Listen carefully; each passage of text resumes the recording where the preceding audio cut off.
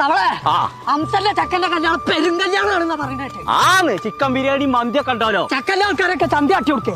ഒറ്റ കുത്താൻ കുത്തിയാണ്ട് തുടങ്ങി നടക്കാട്.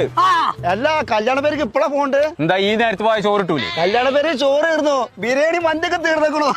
എന്നിട്ടല്ലേ പോണ്ട്.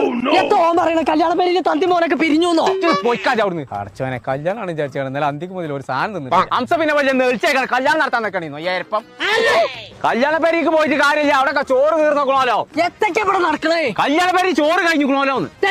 എന്റെ ഒറ്റ കാരണത്താലാണ് ഈ കല്യാണത്തിന് ചോറിട്ടാൻ. ജംസനോട് കല്യാണത്തിന് വന്നാ അത് ചോറിക്കോ? ഞാൻ ഫസ്റ്റ് ട്രിപ്പിലായിരുന്നു. പടച്ച തമ്പുരാനെ കോയപ്പെടന്ന ഫസ്റ്റ് നൈറ്റ് അടക്കം കഴിഞ്ഞിക്കണോലോ. First night okay. കല്യാണ പേര് അതേ ചാതിൽ കിട്ടണ ബിരിയാണി മന്തിയുള്ള കട ഉണ്ടെങ്കിൽ പറഞ്ഞ ഈ പെരുമ്പിലാവങ്ങാടിയില്. അങ്ങനെയാണെന്നുണ്ടെങ്കിൽ ബുഹാരി റെസ്റ്റോറന്റ് കോഴിക്കോട്. ഞാൻ ഒന്നും നോക്കണ്ട. നിർക്കോളിയേ നീച്ചു പോകാതെ കൊടയൊക്കെ എടുത്തോ.